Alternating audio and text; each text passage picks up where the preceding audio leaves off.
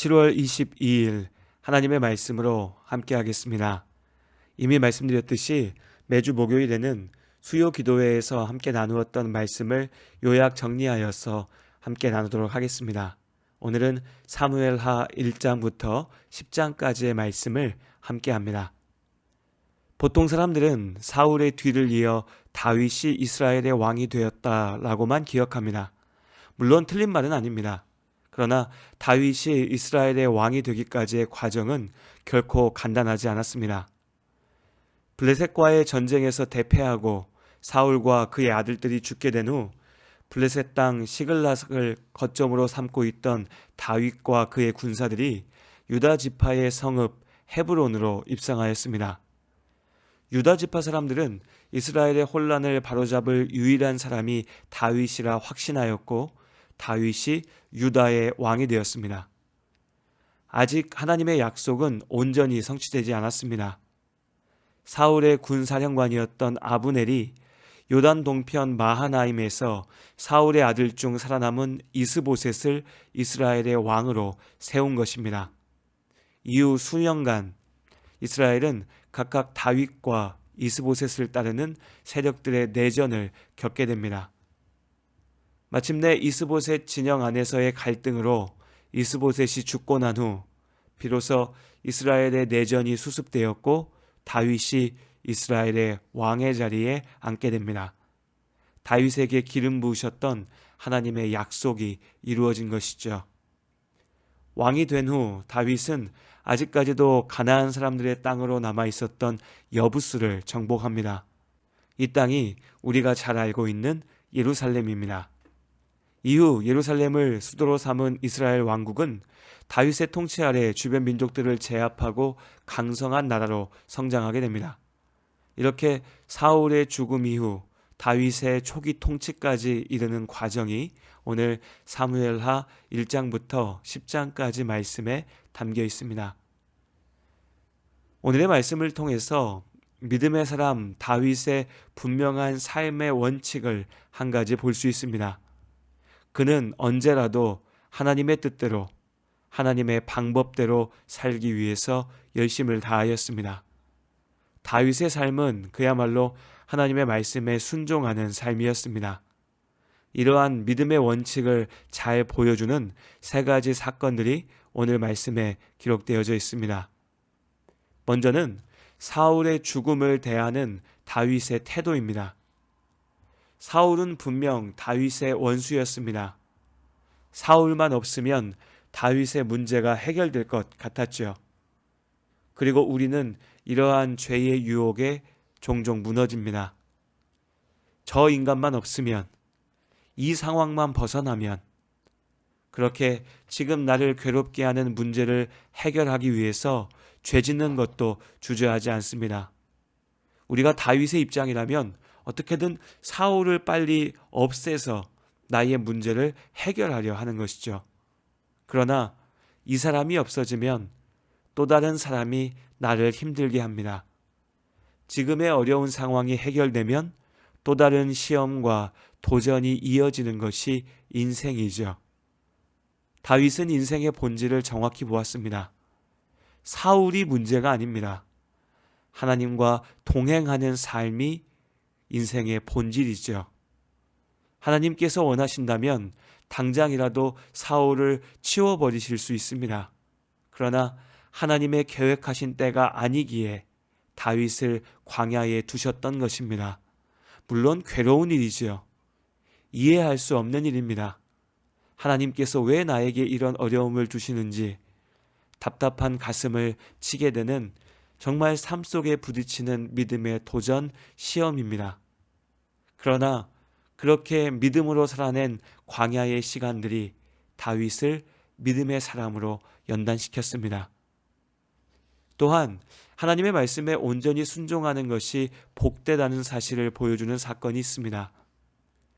왕이 된 다윗은 나라가 안정되자 이내 하나님의 언약궤를 예루살렘으로 옮기고자 했습니다. 앞서 엘리의 아들들이 하나님의 언약궤를 미신과 같이 사용하기 위해서 블레셋과의 전쟁터로 가져갔던 사건을 기억하실 겁니다. 결국 전쟁에서 크게 패하였고 언약궤까지 빼앗기게 되죠.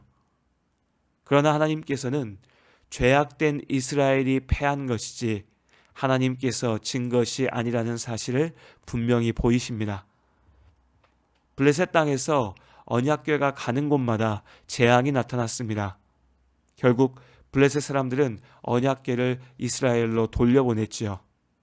그렇게 이후에 기럇 여아림이라고 하는 곳에 모셔져 있었던 언약궤를 이제 이스라엘의 중심인 예루살렘으로 옮기려 하는 것입니다. 이때 문제가 생깁니다. 다윗과 이스라엘 사람들이 하나님의 말씀에 온전히 순종하지 못한 것이죠. 하나님의 율법의 말씀에 따르면 오직 레위인들만이 언약궤를 메고 옮길 수 있었습니다. 하지만 다윗과 이스라엘 사람들은 이 명령을 잊어버렸고 수레로 언약궤를 실어서 옮기려 했습니다. 앞서 블레셋 사람들이 했던 것과 같은 방식이죠.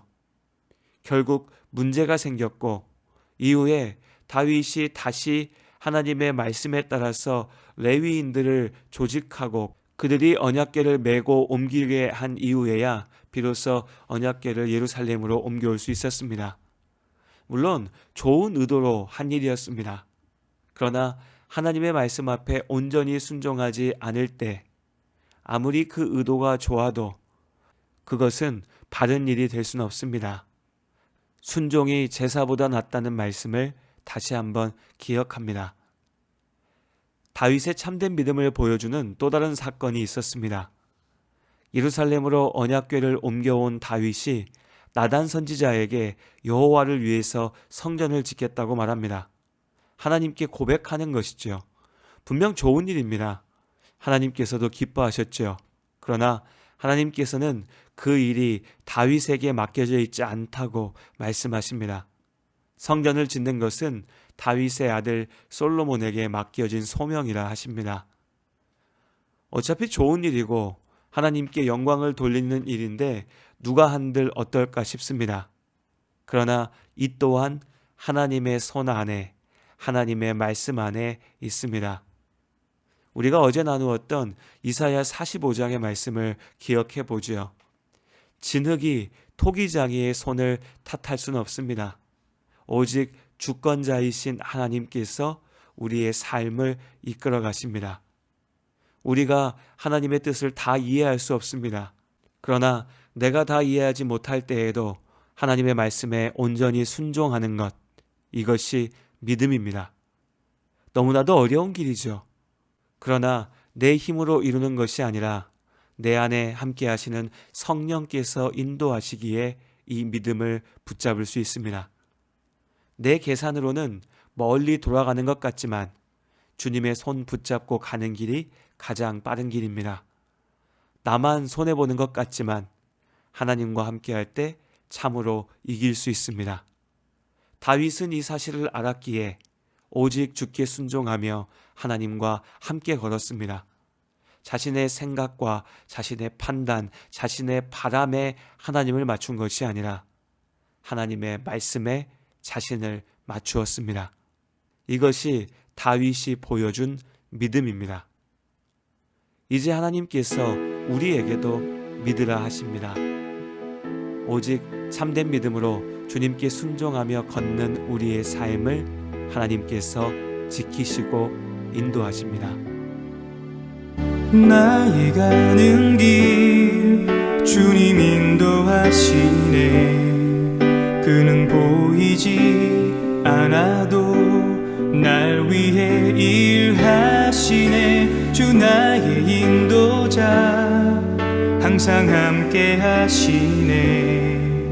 사랑과 힘 베푸시며 인도하시네.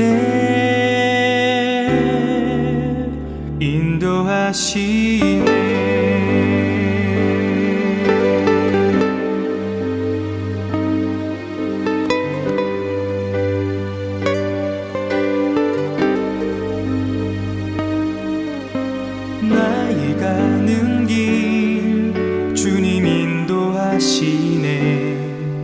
그는 보이지 않아도 날 날 위해 일하시네. 주 나의 인도자 항상 함께 하시네. 사랑과 힘 베푸시며 인도하시네. 인도하시네. 광야의 길을 만드시고 날 인도해. 사막의 강 만드신 것 보라. 하늘과 땅 변해도 주의 말씀 영원히 내 삶 속에 새 일을 행하리.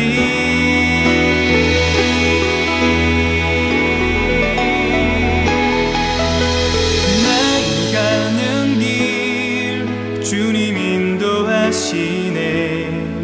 그는 보이지 않아도 날 위해 일하시네. 주 나의 인도자 항상 함께 하시네. 사랑과 힘 베푸시며 인도하시네.